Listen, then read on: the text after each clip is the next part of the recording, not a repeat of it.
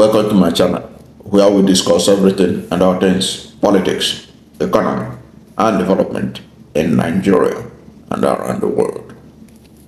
The embattled former national chairman of Labour Party, Julius Abure, has come under severe scrutiny and attack by two women over his alleged management of the campaign fund of the Labour Party in the last general election. Now, that is what we're going to talk about.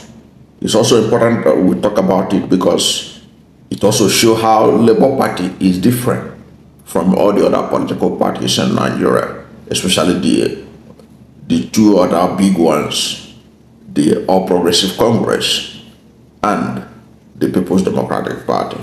But first of all, let us look at what is the issue.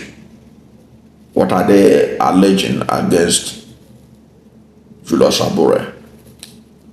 Now, the Labour Party former National Treasurer, Mrs Oluchi Okpara, has challenged the embattled former national chairman of the Labour Party, Julius Abure, to account for 3.5 billion Naira campaign fund he allegedly misappropriated. The former national chairman was accused of misappropriating and corruptly utilizing 3.5 billion generated by the party during the 2023 general election. Mrs Oluchi Okpara said that instead of addressing this serious allegation, that Abure has chosen to embark on wild goose chase, attempting to discredit Peter Obi. And Mrs Oluchi Okpara, this is what she wrote, and I quote: "As the former national treasurer, I possess intimate knowledge of the party's financial dealings and can confidently attest that the allegations against Abure are not unfounded. The 3.5 billion Naira in question was meant for critical party expenses, but evidence suggests that it was diverted for personal gain. It is shocking that Abure has opted to deflect attention from his own actions by launching a smear campaign against Peter Obi, a respected leader and the face of our party. This diversionary tactic is a clear indication of his desperation to avoid accountability." End of quote. Now let me also say it that this allegation has been denied by Julius Abure. He continued to maintain his innocence. He said that he didn't do as alleged. He claimed that he is innocent of any of the allegations. Now, why that is also issue we're going to talk about, let us look at another woman who has also come after the former national chairman. This one is a well-known face for those who follow activism in Nigeria. That's the social critic, Aisha Yesufu. She has criticized Julius Abure for allegedly lying about the party's fund. Aisha, in her ex post, said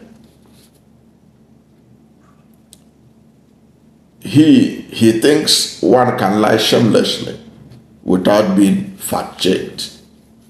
Now, that statement came after Abure claimed that Aisha Yesufu and Pastor Itua Eyadalo were responsible for managing the party's fund, claiming that the party never had any access to accounts open for donations.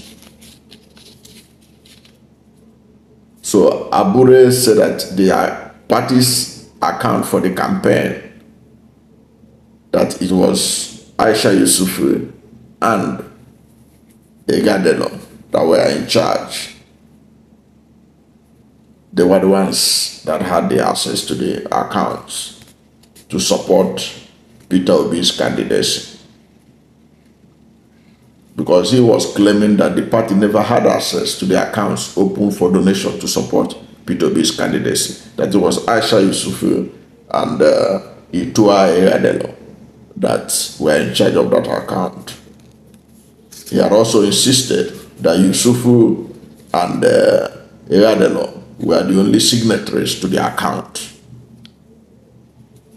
However, Aisha Yesufu dug up Abure's post on X in 2022, in which he allegedly asked people to take ownership of the party's campaign by donating a minimum of 1,000 Naira to Labour Party account.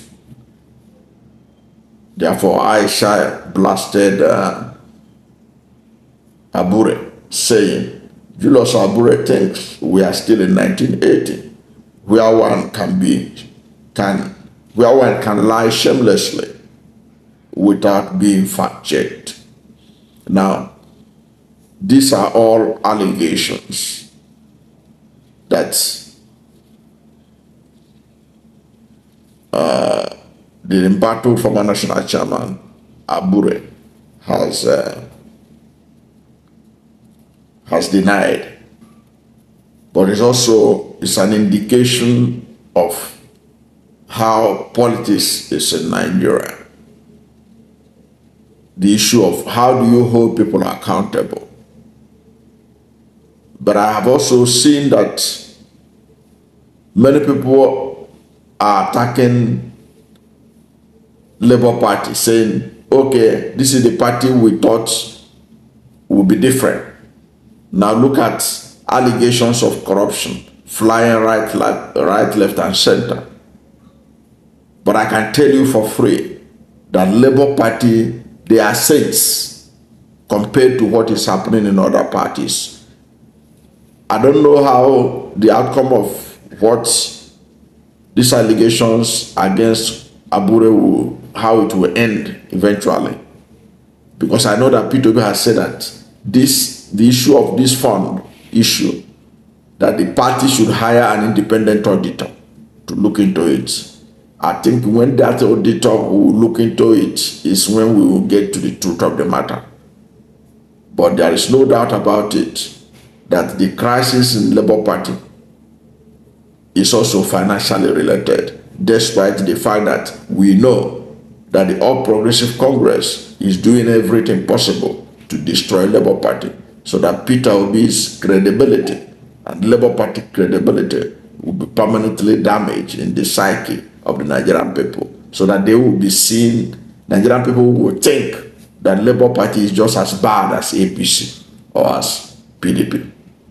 But the truth of the matter remains that you can see the transparency of Peter Obi. That is why he is different from all the other presidential candidates in the last election.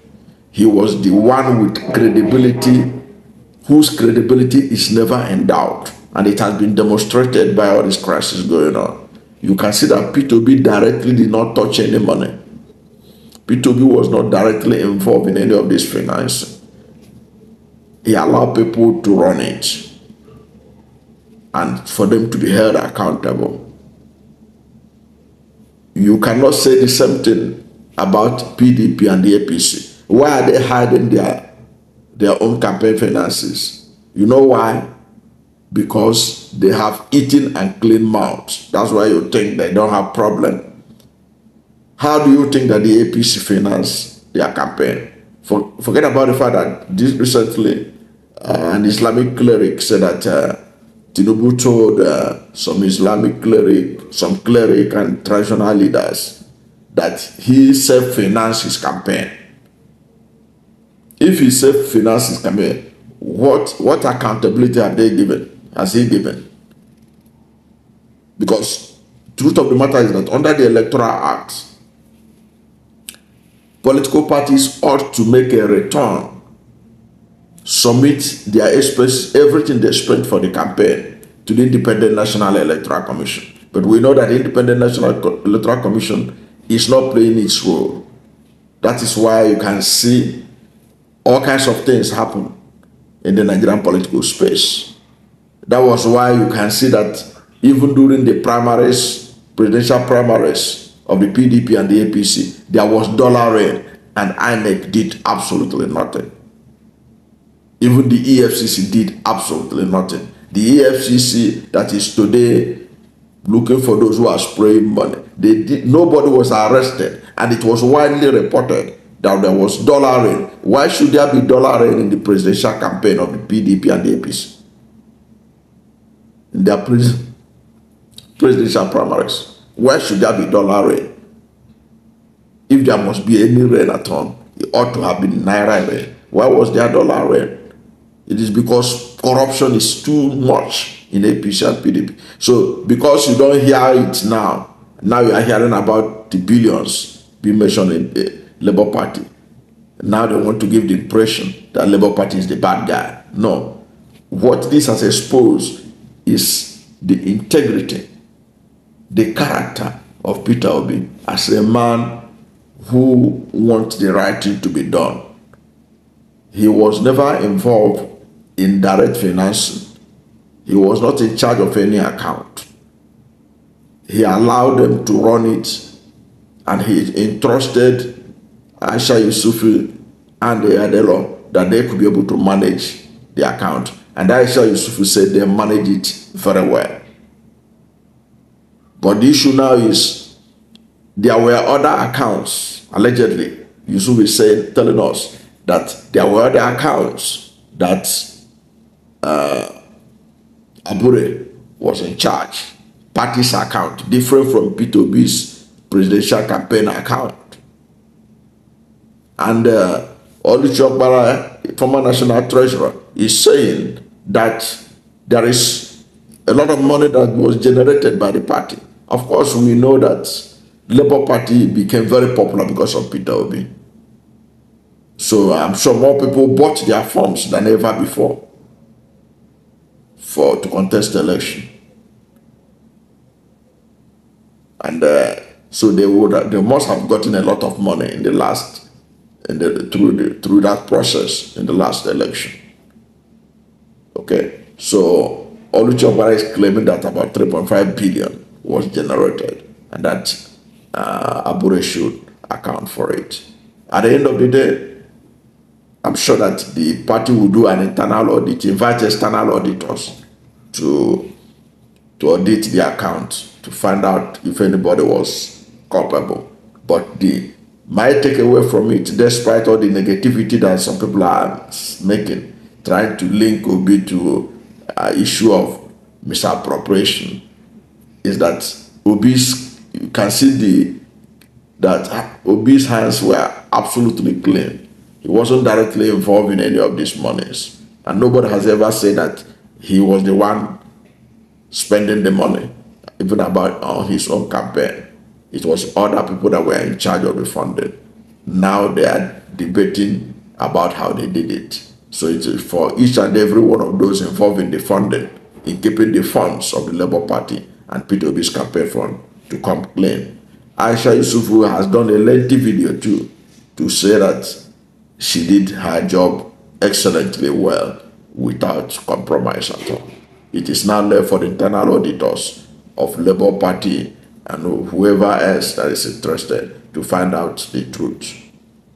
And the truth will be open when investigated, because when it comes to the issue of financing these days, it is easy to trace, as long as the monies were moving through from banks to banks and not being carried like Ghana must go back, the way that PDP and the APC used to carry money through the Ghana must go bags in the past. It could be traced to how the monies were spent. But my own take is that Peter Obi has shown how different he was from Atiku Abubakar of the PDP and Bola Tinubu of the APC. So, despite the fact that their issue are being discussed, their campaign funding is being discussed in the public, they are still better than the PDP and the APC, that their own finances are shrouded in secrecy and people are not talking about it because they have just done it the way APC and PDP does their thing. Eat and clean mouth. That's the only difference between them and the Labour Party right now. Thank you for watching this video, and if you are new to my channel, you have not yet subscribed to my channel, please subscribe to my channel, hit the subscription button, hit the notification bell. When you subscribe to my channel and hit the notification bell, anytime I have a new video, you'll be among the first to know. God bless you, and please don't forget to like this video, because when you like it, God will rank it high and recommend it for more people. Thank you, and God bless you and yours.